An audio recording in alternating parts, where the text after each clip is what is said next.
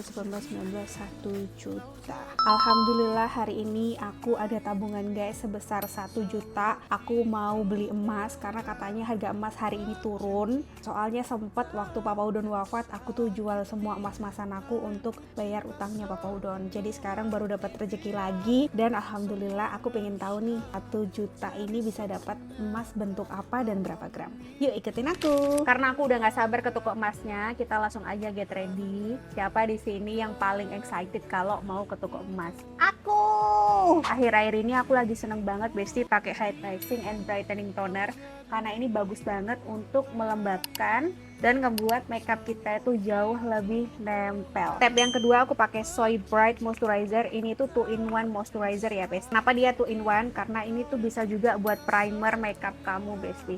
Dan melembabkan juga bagus banget biar makeup kita makin nempel. Jadi makeup kita tuh nanti nggak bakalan crack. Lagi kalau kulitnya berpori-pori besar kayak aku. Terus biasanya cracknya tuh di arah hidung sini, eyeline, mata. Jadi harus banget pakai 2-in-1 moisturizer ini guys. Kenapa emas-emasan aku jual waktu Papa Udon wafat? Karena jujur aku orangnya gak suka kalau ada utang. Melunasi hutang suami almarhum itu harus diprioritasin gak sih, supaya dia urusan kuburnya tuh jauh lebih lapang dan jauh lebih mudah. Ini no filter ya, setelah aku timpa pakai cushion, makeup aku jauh lebih flawless. Kenapa kayak gini? Karena skin prepnya bener, makanya pakai combo ini pasti makeup kita flawless. Ya kalau anak Papa Udon di Jepang sama mantan istri, mereka cuman fokus sama warisan apa yang mereka terima, tapi mereka nggak mau ikut nanggung utang dari ayahnya. But that's okay, Allah maha baik, Allah nggak mungkin zolim dan semua itu udah diselesai.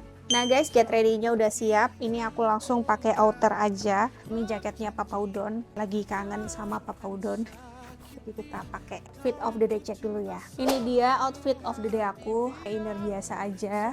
Perut sudah tidak bisa ditutup-tutupi lagi Besti, jadi kita pakai outer aja.